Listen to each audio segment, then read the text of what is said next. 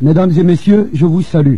Que le Seigneur vous bénisse et que la grâce de Dieu soit sur la vie de tout un chacun. Ma prière est que Dieu, le Tout-Puissant, également bénisse toutes les personnes écoutant cette cassette en ce moment. Je me nomme Koné Youssouf. Je suis originaire du nord de la Côte d'Ivoire, plus précisément dans la région de Ferké. Mon père répond au nom de Koné Abdoulaye, grand imam et très versé dans l'islam. Entendez par là un érudit pétri des écrits coraniques. En bon petit musulman, j'ai d'abord suivi l'école coranique en prémisse et ensuite je suis allé à l'école primaire en cours normal. Après cela, j'ai continué ma marche scolaire, mes études du collège au lycée technique d'Abidjan. C'est de là que par la grâce de Dieu, j'ai pu obtenir le bac série C. Mais avant cela, mon père me fit la promesse de m'envoyer en France en vue de poursuivre mes études. Car mon grand frère aîné répondant au nom de Salif Koné, il vivait déjà là-bas, depuis près de 12 ans. Ceci dans le but d'entrer à l'ENAC, c'est-à-dire l'École nationale d'aviation civile de Toulouse en France. Il faut dire qu'à cette époque, mon rêve était de devenir pilote d'avion. Entre-temps, mon frère ayant été informé par mon père téléphoniquement, devrait s'apprêter pour m'aider en vue d'y entrer dans cette grande école. C'est alors qu'à mon niveau, je m'apprêtais également à réunir tous mes dossiers quand l'inattendu va prendre place. Car mon père, de son propre gré, va changer ce qui avait été décidé. Celui-ci va m'appeler un bon matin et me dire plus de question d'aller en France, mais plutôt en Égypte. J'ai trouvé cela bizarre.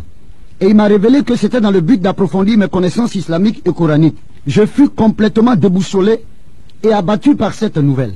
Malgré tout cela, je fus obligé de me soumettre aux exigences de mon père une fois de plus. Car l'une des caractéristiques très poussées de l'islam est la soumission totale, sans murmurer à tous ses parents. Ce que j'ai accepté, et ce que je fis d'ailleurs, contraint de faire. C'est ainsi qu'en moins d'une semaine, dans ces relations très intimes, mon père réussit à m'obtenir une bourse d'études pour l'université islamique du Caire en Égypte. C'est alors qu'après 2 semaines de mise au point, suivie de la cérémonie de revoir, j'embarquai dans l'avion le 21 août 1987. À mon arrivée, 2 jours après, par la grâce de Dieu, mon père va téléphoner à un professeur du nom de Sahim Abdulbak afin de me confier à celui-ci pour qu'il prenne soin de moi. Ce qui fut fait. De fil en aiguille, après 2 années intensives de cours approfondis dans le domaine de l'islamologie, j'obtiens un diplôme du nom de Al-Kamar. Entendez par là le diplôme lunaire. Un bon matin de vendredi, je reçois un appel téléphonique de la part d'un des professeurs nommé Taoufik, me demandant de m'y rendre chez lui. Arrivant en ce lieu, nous prîmes ensemble un verre de thé tout en nous mettant à discuter de l'islam. Comme aboutissement, celui-ci va me dire: Youssouf, n'oublie jamais tous les jours de ta vie le credo de l'islam, c'est-à-dire La ilaha Muhammad Rasulullah sallallahu alayhi wa sallam. Entendez par là, en vérité, il n'y a point d'autre Dieu que Allah, et que seul le prophète Mahomet est son prophète. Il insista en me demandant d'être toujours attaché aux doctrines de l'islam et du Coran, sans toutefois ne jamais oublier Mahomet son prophète. Je lui ai dit, par la grâce de Dieu, je le ferai. Je répondis également que je ne les oublierai jamais, si Allah le veut. De là, nous nous sommes séparés et je rentrai à la maison. Une semaine après, chose bizarre, ça va être cette fois-ci le tour du calife de l'université. Entendez par là le recteur de l'université qui m'invita chez lui. Ne connaissant pas chez lui, il me demanda de le trouver devant l'école, ce que je fis. Quelques minutes après, vint cet homme et m'embarqua chez lui. Arrivé à son domicile, nous nous sommes assis. Après quelques 2h30 de conversation, ce dernier va me poser la question qui est celle-ci. Youssouf, ne veux-tu pas être riche tous les jours de ta vie? J'ai sauté en répondant par l'affirmative. Il faut reconnaître que la maison de ce calife était plus qu'un palais. Car c'était un homme qui était extrêmement riche, qui avait même, je dirais, pratiquement tout, mais sauf Jésus-Christ dans sa vie. Car de ma vie, je n'avais jamais aussi vu une maison d'aussi balèze que celle-là. Elle s'étalait sur près de 10 hectares, avec même un aérodrome chez lui. Continuant dans l'atmosphère de notre causerie, cet homme va se lever tirant un rideau, ce qui m'a paru bizarre, appuya sur un bouton et nous pénétrâmes ensemble dans une autre salle. Et nous nous sommes rassis. Automatiquement, je vis une grosse caisse noire et beaucoup d'autres malles contenant des billets de banque.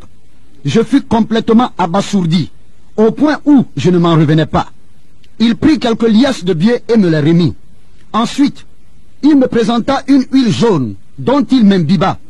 En recevant cette huile jaune sur mon corps, je connus un changement brusque, comme si j'eus l'envie de tuer. Tenez-vous bien, Cette huile jaune n'était rien d'autre que la graisse d'homme. Et je vous le dis, de par des incantations, en récitant quelques sourates, il parvint à me maîtriser. Malgré cela, j'ai commencé à prendre peur. C'est alors qu'il va ouvrir une autre malle très grosse de couleur verte, cette fois-ci contenant des squelettes d'hommes.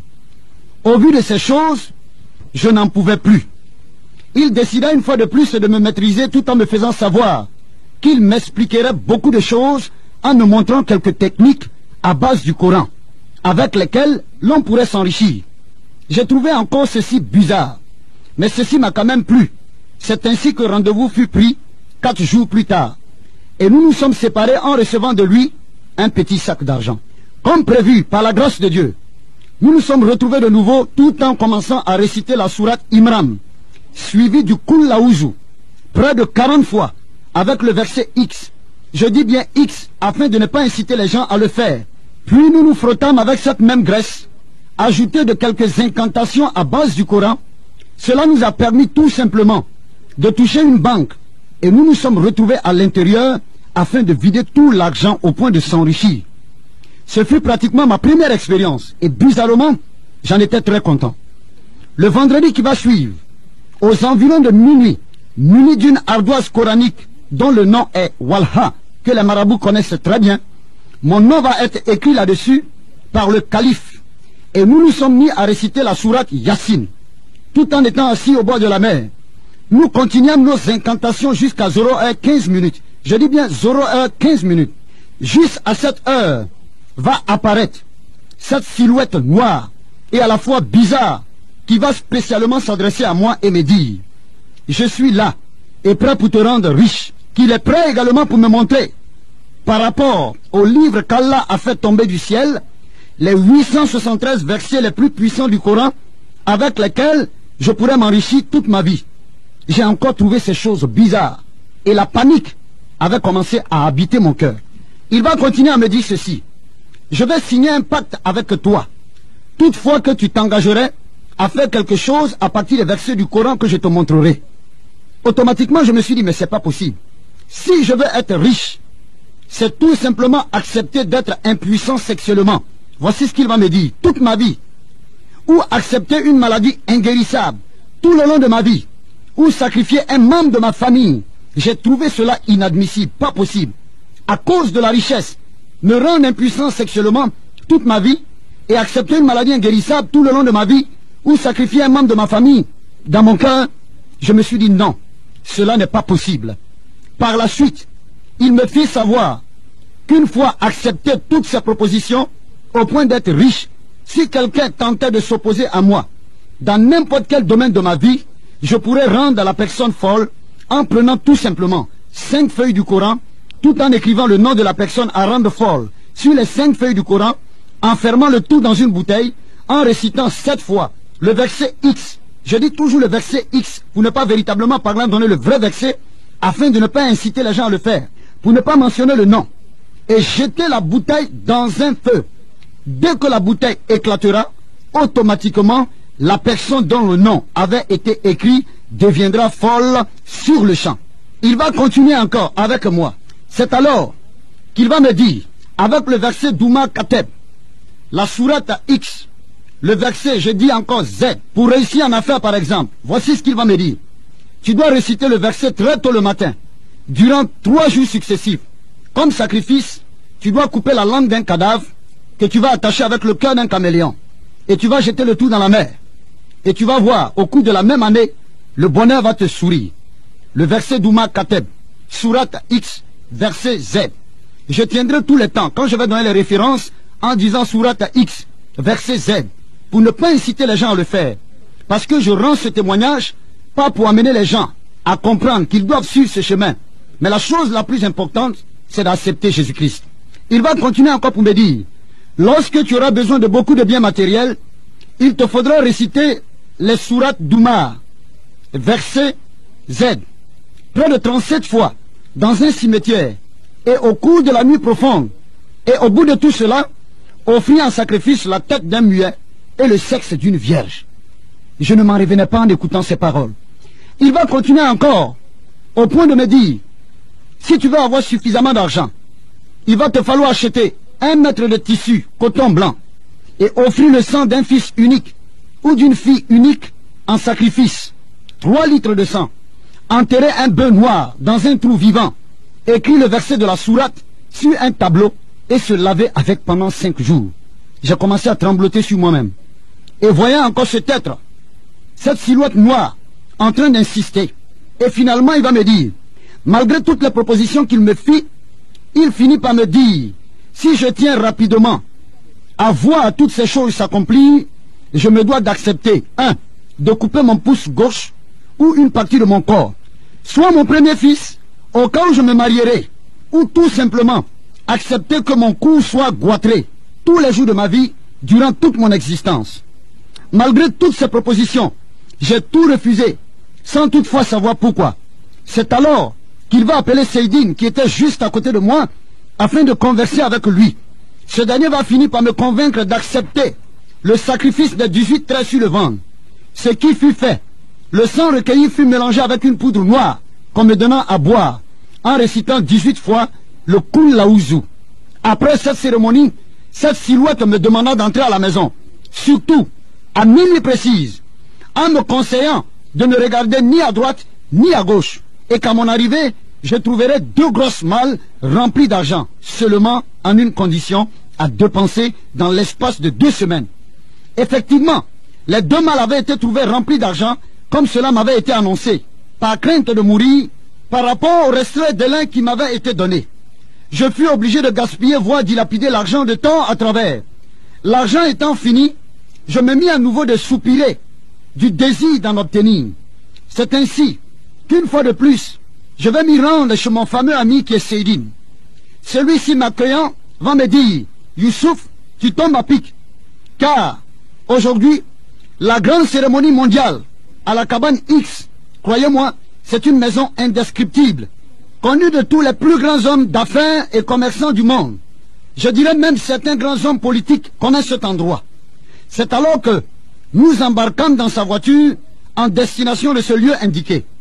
Ce fut un endroit genre pèlerinage, mais je dirais démoniaque, bien entendu, car on y trouvait beaucoup d'hommes de différents domaines et de divers horizons, des marabouts, des féticheurs, des grands commerçants, des hommes d'affaires, y compris même des femmes, des fils de chefs d'État et même des ministres, venus tout simplement rechercher de puissance démoniaque en vue de se maintenir au pouvoir et trouver les moyens malsains en vue de s'enrichir davantage. Au vu de toutes ces choses, je fus apeuré. C'est alors qu'on demanda à toutes ces personnes pénétrant dans le temple de la cabane X de bien vouloir s'asseoir autour d'une grande table très immense qui s'étendait à perte de vue. D'au moins, main dans la main, un grand cercle fut formé en récitant près de 12 heures de temps ce fameux mot Amfade Sahal Bir, Amfade Sahal Bir, Amfade Sahal Bir, qui jusqu'aujourd'hui me paraît bizarre, car j'ai jamais eu l'occasion de connaître le sens de ce mot. Après les 12 heures de temps passées en récitant cette fameuse phrase, une calebasse nous a été présentée d'une eau coagulée, ayant les traits du sang humain. Que Dieu m'en garde, car jusqu'à ce jour, je n'ai pu détecter si est-ce vraiment du sang humain ou pas. Seul Dieu le sait. Ce qui est sûr, à tour de rôle, chacun but et reçut une portion, tenez-vous bien, des 873 versets du Coran, je dirais même les plus terribles, y compris les techniques de mise en pratique. C'est ainsi qu'après toutes ces choses, étant convaincu d'être rempli de toutes ces stratégies et initiations, au point de s'enrichir, j'en étais très très fier. C'était aussi très mal connaître le plan du diable, car Satan ne fait rien pour rien. C'est alors que Seydine et moi décidâmes de retourner à la maison avec notre carnet d'adresses bien rempli de contacts de certaines personnes que nous avons rencontrées au temple de la cabane X. Une semaine après, vint le jour des remises de diplômes de notre école, c'est-à-dire de notre université. Habillés en tenue de circonstance, c'est-à-dire en grand boubou, par la grâce de Dieu, la cérémonie fut belle et réussie, et chacun des étudiants reçut en supplément de l'argent. Heureux que j'étais, je pris l'engagement d'appeler mon père pour lui dire que mes études ont réussi, et que par la grâce de Dieu, très très bientôt, je serai au niveau d'Abidjan. C'est alors que je vais prendre l'avion et embarquer au niveau d'Abidjan, Arrivé à Abidjan, j'arrive dans un quartier qu'on appelle Trècheville, dans une des cours de mon père, située derrière une église catholique. Malheureusement, arrivé, je n'ai pu trouver ni mon père ni ma mère, car ceux-ci étaient allés à Ferké. Heureusement, par la grâce de Dieu, j'ai trouvé quelques cousins et frères qui m'ont accueilli tout en me demandant les nouvelles. Ce que j'ai fait par la grâce de Dieu. C'est alors que j'ai décidé, par rapport à l'absence de mes parents, de patienter quelques 3 jours avant d'aller les rejoindre au niveau du Ferké. 3 jours après, dans mes balades, je vais rencontrer une de mes anciennes amies de lycée. Et tenez-vous bien, cette dernière, pendant que nous étions encore à l'école, fut une grande droguée. Elle était bizarre quand je la connaissais dans le temps. Mais chose étrange, je l'ai trouvée complètement changée et complètement renouvelée. Quand j'eus l'occasion de lui poser cette question, qui est l'auteur de ce changement? Elle me répondit tout simplement que c'était Jésus. Et cela m'a encore touché le cœur. Parce que pour tout bon musulman, on interdit à tout bon musulman de ne point jamais accepter que Jésus est le Fils de Dieu. Car pour le musulman, Dieu étant l'absolu, ne peut jamais du tout s'accaparer d'une femme, excusez-moi, au point d'y avoir des rapports afin de pouvoir avoir un enfant. C'est tout simplement dit que lorsque j'étais encore musulman, je comprenais cela sur le plan charnel.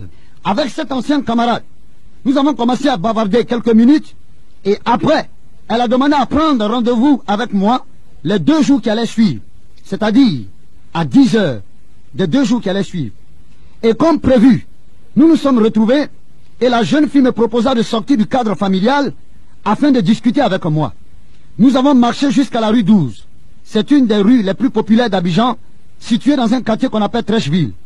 Et arrivé au niveau de cette rue, nous avons pris l'engagement de pouvoir nous asseoir dans un restaurant libanais qu'on appelait Shawarma. Et de là, nous avons commencé à discuter. En ce thème, la sœur, l'ancienne amie va me dire, connais, je voudrais te parler d'un homme. Cet homme t'aime beaucoup. C'est un homme qui est bon. Et il est merveilleux. Impatient, j'ai voulu connaître le nom de cette personne. Elle reprit en me disant que cet homme veut faire beaucoup de choses avec toi. C'est un homme, malgré tes problèmes, malgré tes difficultés, il sera toujours à ton secours. Je n'avais rien compris. Comme n'en pouvant plus, elle insista. Elle a commencé à créer encore la famine, le désir en moi, tout simplement dans le but de pouvoir connaître qui était cet homme. J'ai insisté également dans le but de pouvoir savoir. Elle a enlevé de sa poche un prospectus qu'elle m'a donné. Et ce prospectus, après 10 ans, par la grâce de Dieu, je l'ai encore jusqu'aujourd'hui. C'est ensuite que par la suite, elle va me dire, cet homme dont je te parle, cet homme qui t'aime tant, cet homme qui veut faire de grandes choses avec toi, n'est autre que Jésus-Christ de Nazareth. Quand j'ai entendu le nom de Jésus au niveau de mon oreille, cela a résonné comme une bombe. Et sur le champ, je me suis mis dans une colère inqualifiable. Et j'ai porté la main sur la sœur. Je l'ai bousculée. La table qui était au milieu de nous avait été cassée en face. Et j'ai poussé un cri. Quand je me suis ressaisi, j'ai relevé la tête. Croyant voir la sœur, je ne l'ai plus vue. Mais je tenais toujours entre mes mains le prospectus qu'elle m'avait donné. J'avais été choqué. Je me suis remis. Et par la grâce de Dieu, de retour à la maison, j'ai voulu prendre l'initiative de lire le prospectus, mais je me suis retenu. À 15 heures, j'ai voulu lire à nouveau, je me suis retenu. De même jusqu'à 18 heures. Mais ce n'est que la nuit, dans le silence, que j'ai décidé enfin de prendre connaissance de la belle histoire relatée dans ce prospectus. Bien-aimés, écoutez-moi très bien, mesdames et messieurs. Vous qui écoutez cette cassette, le problème aujourd'hui n'est pas de dire que je suis musulman, que ma mère est musulmane, que mon père est musulman. Mais le problème est de te poser la question de savoir s'il arrivait, je ne le souhaite pas, que tu arrives à mourir aujourd'hui. Est-ce que tu es sûr que tu es sauvé? Est-ce que tu es sûr que l'islam est capable de te garantir le salut, sinon la vie éternelle? C'est ce que nous allons voir. Ma prière est que le Seigneur puisse t'éclairer afin que tu puisses véritablement parler en comprendre. Et quand j'ai pris l'engagement d'ouvrir le prospectus dans le but de pouvoir le lire, voici ce qui s'est passé. Il y avait une belle histoire. C'est cette histoire que je vais vous raconter. Il s'agissait d'une femme riche qui avait laissé sa petite fille dans la maison pour aller à son lieu de travail. Et derrière elle, la maison avait commencé à prendre feu. Et dans cette maison se trouvait cette petite fille. Or, voici que le feu va commencer à consumer la maison. Et l'incendie remarqué par la voisine fut immédiatement signalé par cette dernière aux sapeurs-pompiers. Arrivé sur les lieux, il s'avouait vaincu, car incapable ou ne désirant pas risquer la vie pour sauver la petite qui était à l'intérieur de cette maison. La mère de l'enfant, ayant été tenue informée, vint sur les lieux, alarmée, et décida de braver les flammes pour tout simplement sauver son enfant. Le chef des sapeurs-pompiers voulut s'opposer à cette décision, qui est pour lui une folie de la part de cette dame. Cependant, cette dame va résister en s'opposant. Elle va prendre l'engagement de s'infiltrer dans les flammes à travers les brasiers, tenez-vous bien, bien-aimés, à travers les brasiers de feu, pour retrouver sa petite fille au prix de sa propre vie. Elle parvint, par la grâce de Dieu, à sauver sa fille saine et sauve. Mais, quand cette dame fut sortie, elle fut complètement brûlée, défigurée, méconnaissable, et elle agonisait. Croyant qu'elle allait mourir, elle confia la garde de son enfant à sa petite sœur, qui résidait dans un autre État. C'était aux États-Unis. Et le nom de cette ville-là était Indianapolis. Mais voilà que par la grâce de Dieu, et Dieu étant amour, va permettre à ce que cette femme puisse véritablement parlant vivre longtemps. C'est ainsi que 20 ans après, elle se mit à la recherche de sa fille. Elle apprit que celle-ci était grande et était dans une école aussi intelligente. Sa sœur étant en voyage, elle se rendit à l'université et parla au recteur. Celui-ci fut très heureux de reconnaître la mère d'une brillante étudiante. La fille, à la vue de sa mère brûlée, excusez-moi, vilaine, calcinée, ne voulut pas la reconnaître et la chassa. 3 jours après, la femme revint et ce fut le même scénario. Et moi qui étais en train de lire le prospectus, automatiquement je me suis dit, mais cette fille, elle est vraiment méchante. Comment ne va-t-elle pas reconnaître sa propre mère? Mais malgré tout cela, la femme ne se découragea pas pour autant, car elle revint une 3e fois. Et cette fois-ci, elle convoqua une réunion de tous les étudiants, avec le recteur, des professeurs, et tout le monde y était présent. C'est alors que cette bonne dame va prendre la parole et va s'adresser à sa fille, au milieu de ses collègues étudiantes et au milieu de ses collègues étudiants, y compris le recteur de l'université et ses professeurs. Cette bonne dame va ouvrir la bouche pour dire, ma fille, aujourd'hui, ne veux-tu pas reconnaître que je suis ta propre maman? Aujourd'hui, tu m'abandonnes. Aujourd'hui, tu ne me reçois pas. Tout simplement parce que j'ai été brûlé. Tout simplement parce que j'ai été calciné par les feux. Mais laisse-moi te dire une chose. Si tu savais tout simplement que c'était à cause de toi que j'ai subi ce sort, tu serais en train d'y arriver dans mes bras et en train de m'embrasser. La bonne dame insista. Ma fille, je t'aime. C'est à cause de toi que j'ai été victime. C'est à cause de toi que j'ai été brûlé. C'est à cause de toi que j'ai été défiguré. À cause du fait que la bonne dame était en train d'insister, tout simplement pour amener la fille à reconnaître qu'elle l'était et qu'elle est sa propre mère, tout d'un coup, la fille a commencé à tomber. Elle a coulé les larmes. Elle a pleuré. Et quand elle s'est ressaisie, elle s'est relevée, elle a dit, maman, pardonne-moi, car je ne savais pas. Maman, je t'en supplie, pardonne-moi, car je ne savais pas. La fille est tombée, elle s'est relevée encore une fois de plus, elle a embrassé sa maman, elle a fait les accolades à sa maman. Après avoir fini de lire ce prospectus, j'ai commencé moi aussi à couler les larmes, parce que j'ai senti cette histoire merveilleuse. J'ai senti cette histoire très intéressante, mais chose bizarre, j'ai commencé à couler les larmes. Je me suis dit, oh Dieu merci, de ce que la fille a reconnu sa propre mère. Pendant que j'étais dans ma chambre, couché sur le lit, j'entends au niveau de la porte, coc, coc, coc, coc, coc, coc, après de 3 reprises. Tenez-vous bien, c'était la merveilleuse sœur que j'avais connue, avec qui nous avions eu des discussions par rapport à Jésus-Christ qui était derrière la porte. Quand j'ai ouvert la porte et que je l'ai croisée, j'ai commencé à continuer de pleurer. Ne pouvant pas retenir mes larmes, je suis tombé au-devant d'elle. J'étais à genoux, comme un petit enfant. Et tout d'un coup, elle a levé la main qu'elle a imposée sur ma tête. Elle a dit, Seigneur, voici le mot que j'ai entendu, donne-lui ta paix. Donne-lui ta paix. Et croyez-moi, depuis mon existence sur cette terre, quand cette sœur m'a imposé la main sur la tête, je n'ai jamais expérimenté cette paix que je venais à peine d'expérimenter quand elle a posé la main sur ma tête. Et j'ai senti des frissons en moi. j'ai senti comme le Saint-Esprit m'avait visité. La joie de Dieu a commencé à remplir mon cœur. Elle a relevé ma tête. Elle m'a regardé droit dans les yeux. Elle m'a dit, Youssouf, sur le plan spirituel, cette fille te représente.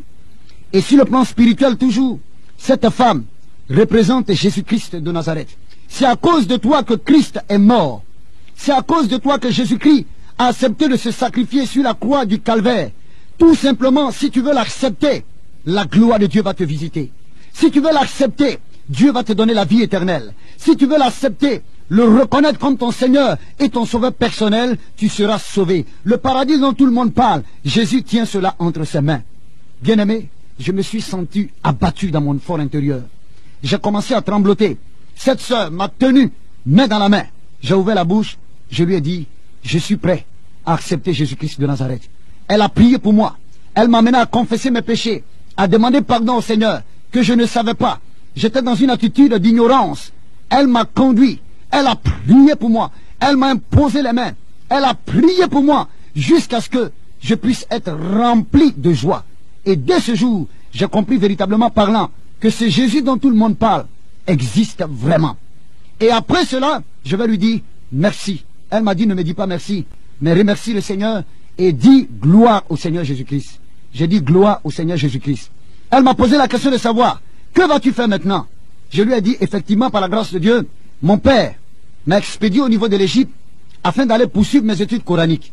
Mais quand je suis arrivé, voici ce que le Seigneur va faire. Dieu va t'utiliser avec le prospectus que tu m'as donné, que j'ai lu, et voici maintenant que ma vie est transformée. Et franchement, j'ai compris que Jésus-Christ est vrai. Parce que actuellement où je te parle, je sens sa paix, sa joie dans mon cœur. Elle a commencé à sourire. Et je lui ai dit, bon, tiens-toi bien, parce que le lendemain, il va falloir maintenant rentrer au niveau de Ferké dans le but de pouvoir trouver mon père et ma mère et leur tenir informés. Ce qui fut fait. C'est alors que, le lendemain, cette même sœur qui m'avait évangélisé, qui m'avait donné le prospectus, va me démontrer encore l'amour de Dieu en se retrouvant chez moi à la maison très tôt le matin, dans le but de pouvoir m'accompagner à la gare d'Abidjan à Djamé, prendre le car en direction de Ferké. Lorsque nous nous sommes retrouvés au niveau de la gare, nous avons commencé à converser. Et je lui ai dit, bien-aimée sœur, je m'en vais au niveau de Ferké. Je sais ce qui m'attend là-bas. Je connais mon père. Je sais qui il est. C'est un fougueux. S'il apprend que je suis devenu chrétien, en tout cas ça va très très mal tourner. Et tenez-vous bien, la sœur a lâché un mot biblique. Elle m'a dit, connais Youssouf, je sais en qui j'ai cru. Va, car la grâce de Dieu est avec toi. J'ai insisté pour lui dire, je m'en vais. Maintenant je suis seul. C'est vrai que je viens à peine d'accepter Jésus-Christ, mais je compte sur lui. Et s'il te plaît, je te prie de prier pour moi. Cette sœur a enlevé un Nouveau Testament, elle m'a donné. C'était la première fois de ma vie de toucher à une portion biblique. Elle m'a encore dit, je sais en qui j'ai cru. Va-t'en, la grâce de Dieu t'accompagne. J'ai pris mon ticket, je suis monté dans le car. Et comme je l'ai si bien dit, j'ai pris mon ticket et je suis monté dans le car. Et cette sœur m'attendait là. Quand je suis monté dans le car, le signal a été donné par le chauffeur. Destination maintenant Ferké-Sédougou. J'allais. Étant dans le car, la sœur avait levé la main en me disant au revoir, jusqu'à perte de vue, avec un sourire. Et finalement, elle a fini par me dire, je sais que tu viendras avec une bonne nouvelle. J'ai dit, ok, Dieu seul le sait.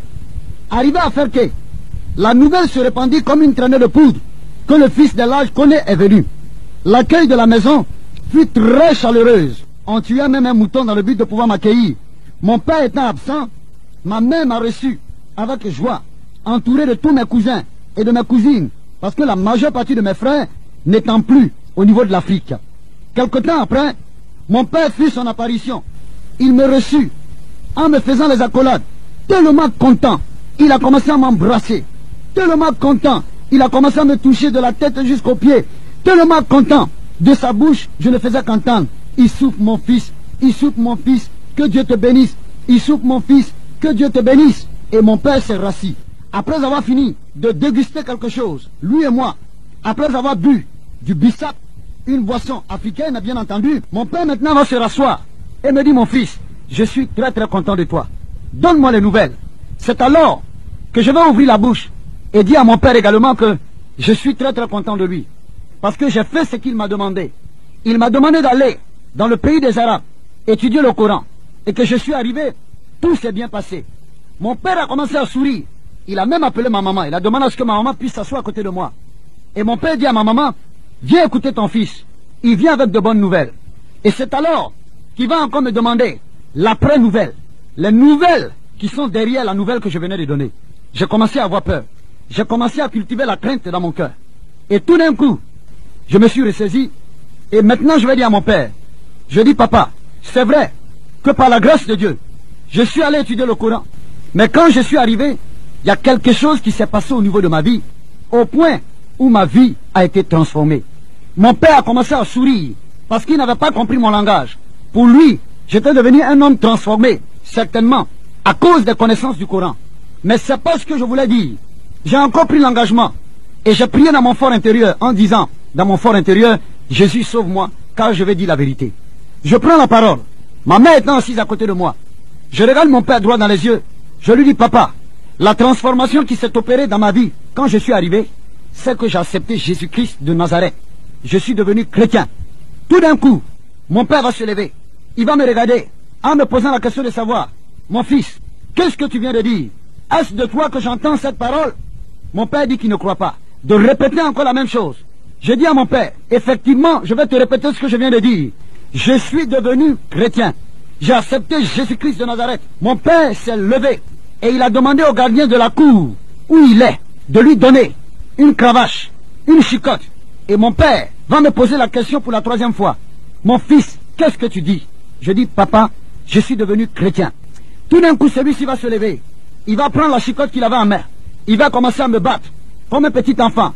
Commencer à m'insulter, me traiter de tous les mots en disant, Kuidangarakaban, c'est notre langue en djoula, ce qui veut tout simplement dire que tu es maudit.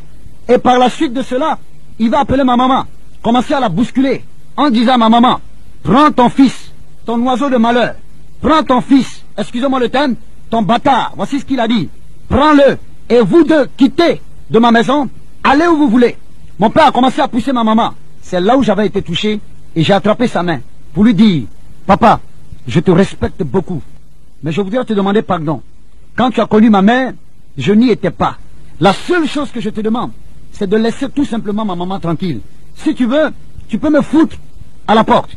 Mon père m'a regardé, il a dit à ma maman de s'asseoir. Et moi, il m'a chassé. Pendant que je sortais, quand j'ai atteint le seuil de la maison, mon père me rappelle en me disant, Issouf, reviens. Quand je suis revenu, il m'a regardé droit dans les yeux. Il était 23h30. Il m'a dit, il s'est fait tard. À cette heure-là, il n'y a pas de possibilité pour toi pour que tu puisses partir au niveau d'Abidjan. Donc ce que tu vas faire, ta chambre est encore là, tu vas rentrer dans ta chambre, tu vas dormir tout simplement, et demain par la grâce de Dieu, tu vas te lever très tôt et tu vas partir. C'était une astuce, écoutez-moi très bien. Cela m'avait paru bizarre, mais comme mon père a parlé, et puis effectivement comme il se faisait tard, je me suis dit que j'allais tout simplement prendre l'engagement de pouvoir dormir afin de pouvoir partir. Entre-temps, ma mère était en train de pleurer.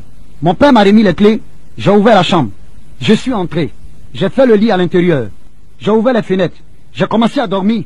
Ma maman continuait tout le temps de pleurer. Elle s'est approchée au niveau de la fenêtre. Elle a dit, oh mon fils, que Dieu te soutienne. Oh mon fils, que Dieu te soutienne. J'ai regardé ma mère, la regardant dans les yeux, je l'appelais par son nom. Et je lui ai dit, Awa, s'il te plaît, va rejoindre ton mari parce que tu ne sais pas ce qui se passe en ce moment. Ma maman a baissé la tête. Elle m'a tenu la main, elle a dit, mon fils, quel que soit ce qui se passe, tu es mon fils et je te soutiens. J'ai supplié ma mère, je lui ai dit, va dormir, parce que j'ai juste 5 heures de temps pour dormir et me lever très tôt afin de pouvoir repartir sur Abidjan. Je remets mon sort dans les mains de Dieu. Ma maman s'est retirée, elle est allée, elle est revenue. Je lui ai dit, maman, s'il te plaît, va rejoindre ton mari. Elle a dit, mon fils, je ne pourrai pas. Quand bien même que je vais rentrer dans la chambre, mais je ne vais pas dormir. Je vais prier Allah. Je lui ai dit, ok, va prier ton Allah, mais laisse-moi. Mais je crois que par la grâce de Dieu, je remets mon sort entre les mains de Dieu. Et entre-temps, quand ma mère est partie, j'ai fermé la porte. Étant à l'intérieur, je me suis rassuré également de fermer les fenêtres. Je vais commencer à dormir. Et 1 heure de temps après, voici ce que je vais entendre. Des pas d'hommes, des hommes qui arrivaient en vitesse. Et je commençais à entendre des bruits de fer, des bruits de bois. Et tout d'un coup, je vais entendre la voix de mon propre père qui va dire, venez, monsieur, venez s'il vous plaît. Il est dans cette chambre-là. C'est mon propre fils. Il m'a déshonoré. Voici ce que je vais vous demander. Prenez de l'essence, mettez dans la maison, déposez au-dessus de la maison et allumez le feu. Mais j'avais été complètement déboussolé quand j'ai entendu la voix de mon propre père, celui-là que Dieu a utilisé comme canal, dans le but de pouvoir me permettre de venir au niveau de ce monde, pour tout simplement, à cause du fait que j'ai accepté Jésus-Christ, mon père demande à ce qu'on dépose de l'essence sur le toit de la maison, et sur même tous les alentours de la maison, afin de brûler la maison. J'ai commencé à prendre peur. Et étant dans cette maison, j'ai commencé encore à crier. J'ai dit, oh Jésus, sauve-moi. Oh Jésus, sauve-moi. Et tout d'un coup, j'ai senti, sur ordre de mon père, les gens versaient de l'essence et ils ont allumé le feu. La maison a commencé à prendre feu. Et j'étais dans cette maison. J'ai dit, oh Jésus, sauve-moi. Oh Jésus, sauve-moi. Tous les alentours de la maison a commencé à prendre feu. Et de l'extérieur, j'entends la voix de mon père qui dit, c'est mon fils, il m'a déshonoré. Il a déshonoré le nom de Koné. À partir d'aujourd'hui, je le maudis, je le renie, et il n'est plus jamais mon fils. La maison commençait à brûler, j'étais à l'intérieur. Et tout d'un coup, je me suis arrêté. J'ai levé la tête vers la toiture de la maison. Et j'ai dit, mais Seigneur Jésus-Christ, ton affaire est compliquée. Il y a tout simplement 4 jours que je viens de t'accepter. Mais regarde la situation que je vis. Et bizarrement, en commençant à élever la voix, en accusant Jésus, en disant, Jésus, c'est à cause de toi que je suis dans cette situation. C'est à cause de toi, je suis dans cette maison qui est en train de prendre feu. C'est comme si je voyais le prospectus que la sœur qui m'avait évangélisé m'avait donné. Cette petite fille qui avait été abandonnée dans sa maison par sa propre mère. Ils ont effectivement commencé à prendre feu. Étant à l'intérieur, j'ai tenté d'ouvrir la chambre, la porte de la chambre, puisque ayant les clés, j'ai réalisé que la porte avait été condamnée par l'extérieur. Tentant effectivement d'ouvrir les fenêtres, je me suis effectivement rendu compte aussi que mon père avait ordonné qu'on condamne la fenêtre de par l'intérieur. Croyez-moi s'il vous plaît, j'étais dans cette maison qui continuait de brûler. Et tout d'un coup, j'ai levé une fois de plus la tête et j'ai rabaissé la tête. J'ai commencé à me paniquer. J'allais à gauche, je revenais à droite. J'allais à gauche, je revenais à droite. Et j'entends une voix maintenant qui me dit, mets la main dans la poche, mets la main dans la poche. Je me retourne, je regarde derrière moi, je ne vois personne. Je ne fais que voir les flammes. J'entends encore la main qui me dit, mets la main dans la poche, mets la main dans la poche. Je retourne pour regarder derrière moi, je ne vois pas. Et tout d'un coup, je soulève ma main droite, je l'introduis dans ma poche, je touche un Nouveau Testament. Je fais sortir le Nouveau Testament, c'était le Nouveau Testament que la sœur m'avait donné. Et quand j'ai ouvert, je suis tombé sur le verset de ma vie que je n'oublierai jamais. Dans Romains 8, à partir du verset 37, qui dit que nous sommes plus que vainqueurs par Jésus qui m'a aimé. J'ai refermé le Nouveau Testament et j'ai remis cela dans ma poche. J'ai encore élevé la tête. J'ai dit, Jésus, c'est vrai que je viens de lire un beau passage, mais actuellement je suis là. Ça chauffe sur moi. La maison est en train de prendre feu. Je t'en supplie de me sortir de là. C'était très mal connaître Jésus-Christ de Nazareth. Quand on est dans des problèmes, quand on est en danger et qu'on invoque le Seigneur, d'ailleurs il dit dans sa parole, quiconque invoquera le nom du Seigneur sera sauvé. Malgré tout cela, j'ai encore commencé à trébucher. Et tout d'un coup, je me suis mis à aller encore à gauche et revenant à droite. Aller à gauche et revenant à droite. Je ne faisais que faire ça. Et au 7e tour, je vais maintenant entendre la voix qui va me dire clair dans mon esprit. Il souffre. Je suis l'Éternel, ton Dieu. J'envoie l'ange de l'Éternel te délivrer. Sors et puis va-t'en. Je me suis rabattu vers la porte. Quand j'ai touché le portail, la porte s'est ouverte. Et aussitôt, j'ai pris la fuite en direction de la gare de Ferquet. J'arrive là-bas, étant dans la panique. Je prends mon ticket. Je viens, je m'assois. Je demande au chauffeur, il faut combien de personnes pour que le car soit plein? Il me dit, malheureusement, il reste encore 23 personnes. J'ai commencé encore à paniquer. J'ai dit, mais au niveau de la gare, je vais encore attendre ici, alors que je connais mon père. Et je lève la tête. Je vois de l'autre côté, en direction du marché, je vois mon père qui contourne avec les gens derrière lui, en disant, il aurait appris que je suis passé par là. Suivez-le, suivez-le. Quand j'ai regardé en direction du marché et que je l'ai vu, j'ai baissé la tête dans le car. Je me suis retourné de l'autre côté du car, derrière, et je vois maintenant ma maman qui arrivait avec un sac. Quand elle m'a vu, elle m'a fait signe de loin. Et moi aussi j'ai répondu. Elle m'a dit de descendre. Et de l'autre côté, entre-temps, mon père avec son groupe était passé derrière une mosquée. Maman est descendue. Elle m'a appelé. Quand je suis allé la voir, j'ai regardé dans ses yeux. J'ai voulu parler. Elle m'a dit, non mon fils, ne parle pas. Ma mère m'a dit, mon fils, je suis ta mère. C'est moi qui t'ai supporté par la grâce de Dieu. 9 mois, tu es sorti de mes entrailles. Et elle va terminer pour me dire, je ne sais pas ce que tu as vu en Jésus-Christ de Nazareth, mais moi qui suis ta mère, je te donne l'autorisation, va servir ton Jésus-Christ. Et c'est de là, quand j'ai entendu cette parole, au lieu d'aller monter dans le car, je n'ai rien compris. Il y a un monsieur qui est venu avec une voiture. Il a garé juste à côté de moi. Il me dit, monsieur, vous allez sur Abidjan? Je réponds automatiquement, oui, je vais sur Abidjan. Il m'a dit, montez, qui va me descendre. Je suis monté dans la voiture du monsieur et le monsieur m'a pris. Il m'a envoyé en direction d'Abidjan. Il m'a descendu jusqu'à dans le quartier où j'habitais. Le temps de me retourner pour dire merci à ce monsieur, je ne l'ai plus revu jusqu'aujourd'hui. Étant allé dans la cour familiale, mon père encore téléphone à mes oncles, à mes tantes, pour dire, au cas où j'arrivais là-bas, de ne pas m'accepter, de me chasser de la maison. Après investigation, je suis allé découvrir chez la sœur qui m'avait évangélisé. Quand je suis arrivé, elle m'a vu étant tout paniqué. Elle m'a dit, qu'est-ce qui se passe? Je lui ai dit, non, c'est pas le moment de demander qu'est-ce qui se passe. Donne-moi à m'asseoir. Je me suis assis, elle m'a donné un verre d'eau. Quand je lui ai expliqué toute la situation, elle a levé tout simplement la main au ciel. Elle m'a dit, Seigneur Jésus-Christ, je bénis ton nom de ce que tu as ramené ton fils. Elle m'a dit d'attendre, qu'elle allait me faire un lieu afin de pouvoir dormir, et que le lendemain, par la grâce de Dieu, elle allait me conduire au niveau de l'église. C'était une église de réveil, Abidjan à Trècheville. Elle m'a conduit dans cette église. Les frères et les sœurs m'ont véritablement parlant manifesté l'amour du Christ. Ils m'ont accueilli. Ils ont même fait une cotisation. Ils ont pris soin de moi. Ils m'ont donné un logement. Et c'est ainsi que j'ai commencé à fréquenter cette église. J'ai commencé à fréquenter cette église. Et 3 mois après, nous avons reçu dans cette église la visite d'un pasteur américain qu'on appelait James, qui était de l'état de Mississippi. Après sa prédication,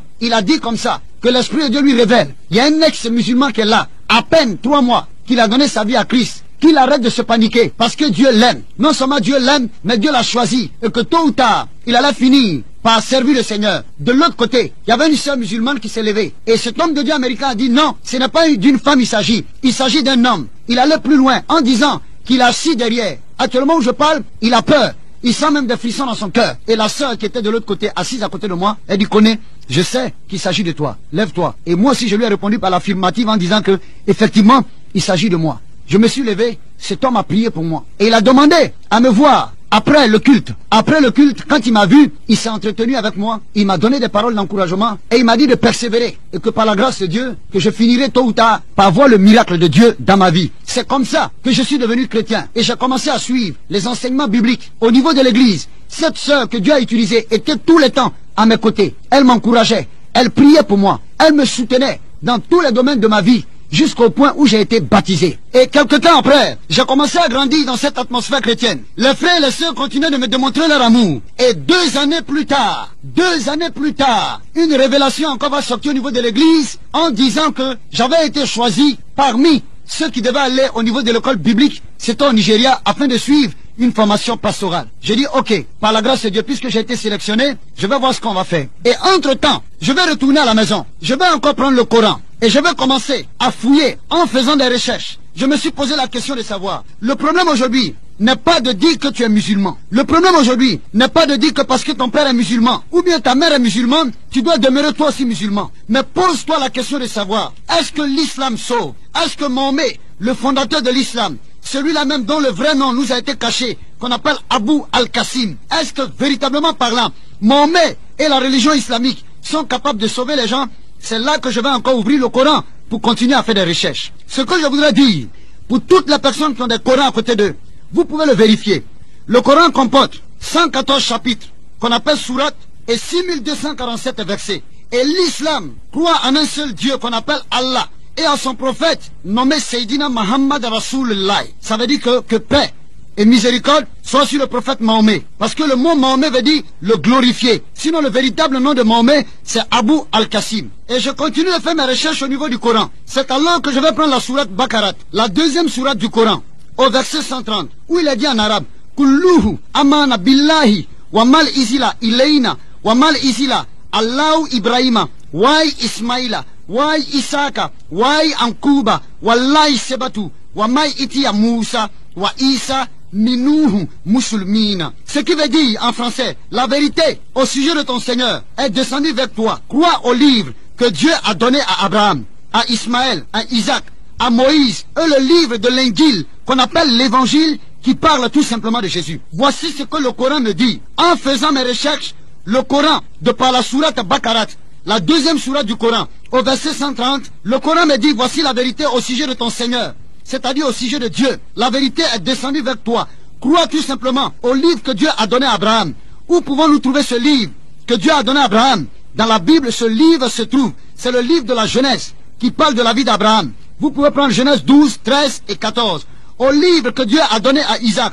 Effectivement, ce même livre se trouve dans la Bible, dans le livre de la Genèse. À Moïse, Le livre de Moïse se trouve dans le Pentateuque, dans la Bible, et le livre de l'Injil, en arabe qu'on appelle l'évangile qui parle de Jésus-Christ. Où pouvons-nous trouver ce livre? C'est tout simplement dans la Bible et dans le Nouveau Testament. Voici un point, une indication que le Coran me donne. Je continue mes recherches. Je prends la 100e sourate, le verset 6, 7, 8, où il est écrit Inna lisana lirabihe yakanuhun wa inaho allazalika la shahidun wa inaho lubei kreidun la shahidun. Ce qui veut dire en français, c'est-à-dire en vérité, l'homme est ingrat et pécheur devant son Dieu et lui-même en est témoin. Automatiquement, voici encore un verset du Coran qui m'amène à comprendre que homme, qui que tu sois, quel que soit le degré de ta couleur, tu es ingrat vis-à-vis de Dieu, ce qui veut tout simplement dire que tu es pécheur. Je continue encore mes recherches. Je tombe sur la 101e sourate qui m'a dit ceci.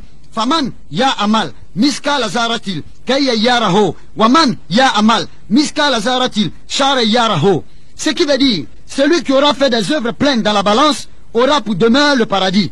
Mais celui qui aura fait moins de bonnes œuvres aura pour demeure l'enfer. Je n'ai rien compris.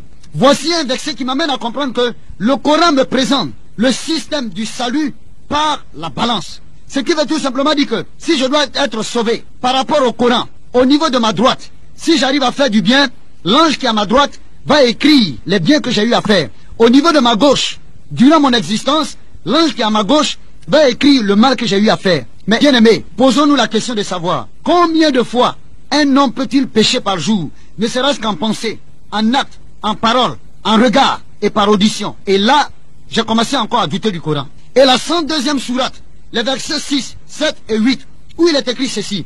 La taraouna al-jahiman, suman la taraouna ha, aina liyakim, suman la tusi, aluna, yaum meizim, aina, amina.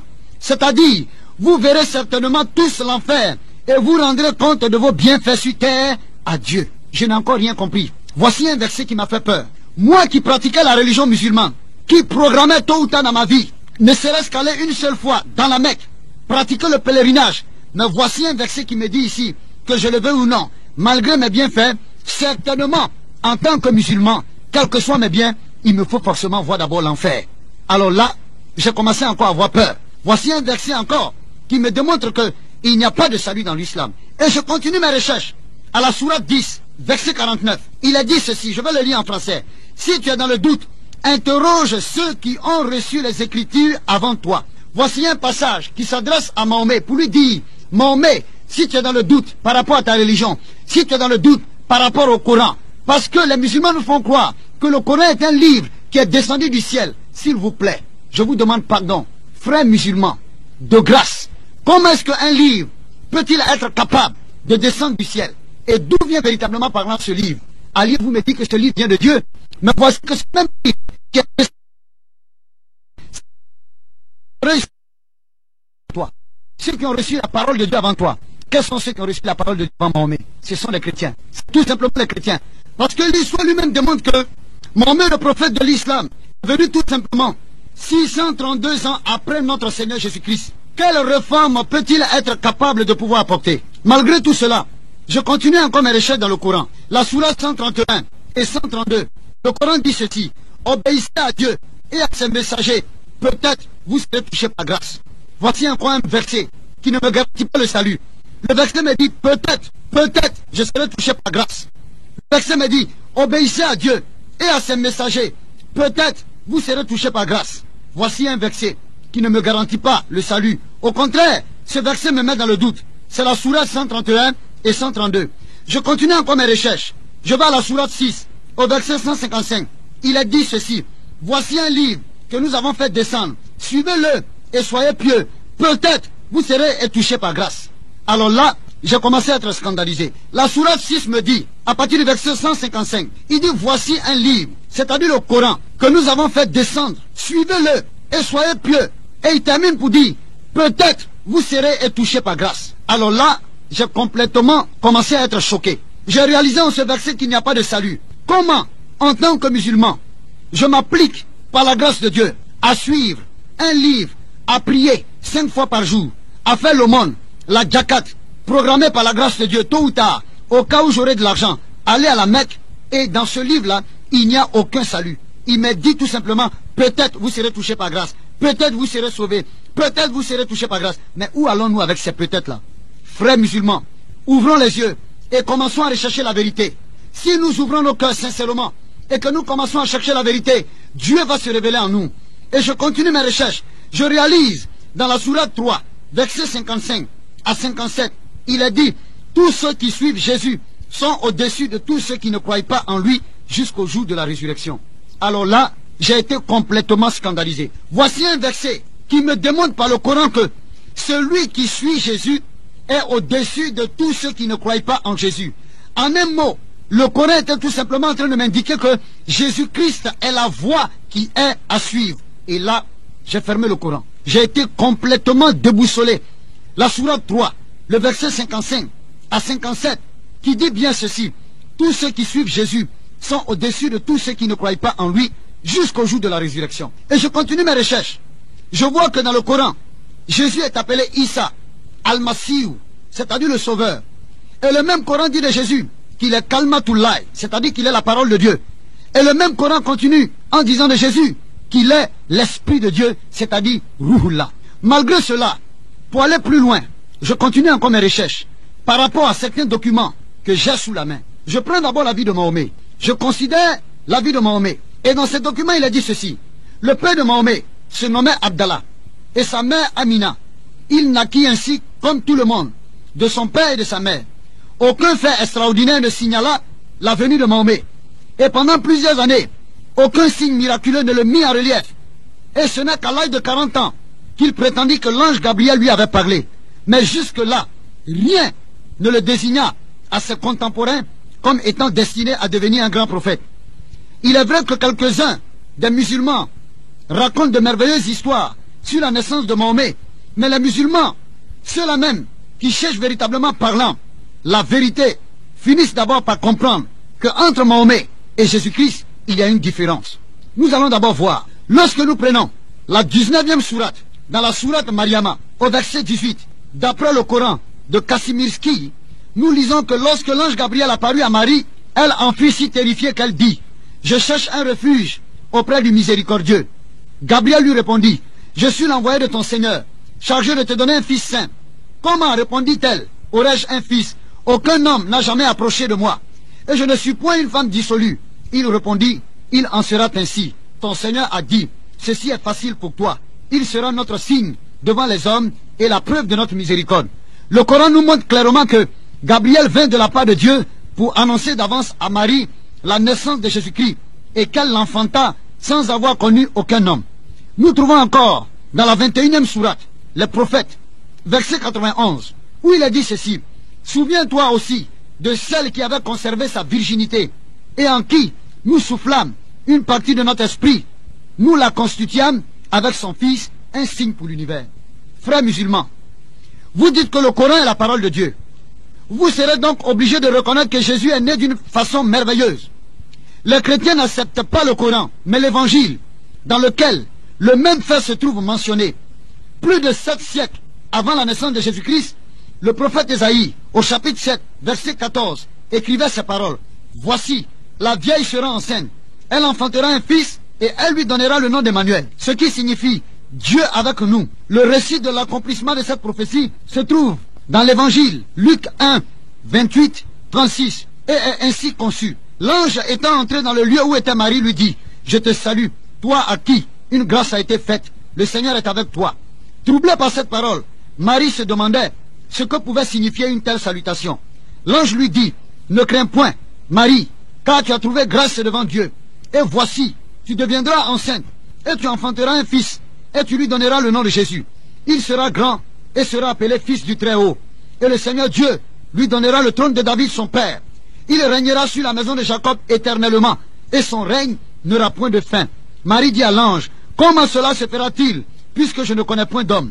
L'ange lui répondit, le Saint-Esprit viendra sur toi, et la puissance du Très-Haut te couvrira de son ombre. C'est pourquoi le Saint-Enfant qui naîtra de toi sera appelé Fils de Dieu. Le Coran et l'Évangile concordent sur le fait de la naissance miraculeuse de Jésus-Christ. La différence entre Mahomet et Jésus, c'est que le premier qui est Mahomet est né selon la loi commune, tandis que Jésus est né d'une manière extraordinaire et par la puissance immédiate de Dieu. Examinez encore ensuite leur caractère moral, nous verrons qu'une grande différence existe encore entre les dieux. Je continue. Mahomet étant né, comme naissent tous les autres hommes, il doit nécessairement hériter de la même nature pécheresse. Nous trouvons dans le Coran des preuves évidentes de ce que nous avançons. Dans le 83e sourate, la matinée, verset 7, nous lisons ce qui suit. Il t'a trouvé égaré, Mahomet, il t'a guidé. Et au 57e verset de la 40e sourate, nous lisons encore, implore auprès de Dieu le pardon de tes péchés. De même, dans la 110e sourate, l'assistance. Et au verset 3, il est écrit, chante la louange de ton Seigneur et implore son pardon. Voici encore des versets qui demandent que Mahomet, Seydina, Muhammad Rasulullah, le prophète de l'islam, est né pécheur. Et le Coran même, dans la 110e sourate, l'assistance, au verset 3, il est écrit, chante les louanges de ton Seigneur et implore son pardon. Voici un verset qui demande que Mahomet est pécheur et qui doit demander pardon à son Dieu. Frère musulman, toi qui m'écoutes, peut-être que tu es sur ton lit en train de te coucher. Peut-être que par la grâce de Dieu, tu as reçu cette cassette étant dans ta voiture. Peut-être que tu as assemblé avec tes amis autour d'une tasse de thé afin de pouvoir écouter cette cassette. Peut-être que tu étais en train de marcher dans la rue et tu as entendu cette cassette. Tu t'es arrêté. Mon frère, ma soeur, mes bien-aimés frères et sœurs musulmans, je vous demande pardon. Pensez au salut de votre âme. Jésus-Christ a dit, venez à moi, vous tous qui êtes fatigués et chargés, et je vous donnerai du repos. Il dit, prenez mon joug sur vous et recevez mes instructions. Car je suis doux et humble du cœur, et vous trouverez du repos pour vos âmes. Car mon joug est doux et mon fardeau léger. Matthieu 11, versets 28 à 30. Par sa mort, nous pouvons obtenir le pardon de nos péchés, et par son secours, être rendus capables de lutter contre le péché et de vaincre Satan. Il nous délivrera de tout mal. La Bible dit, il intercède pour nous auprès de Dieu le Père. Et lorsqu'il viendra au dernier jour pour juger le monde, il nous prendra avec lui dans sa gloire. C'est pourquoi Jésus pouvait dire, je suis le chemin, je suis la vérité et la vie. Nul ne vient au Père, c'est-à-dire Dieu, que par moi. Jean 14, verset 6. Frères musulmans, ma prière est que tu puisses donner ta vie à Jésus-Christ pour que le Seigneur puisse te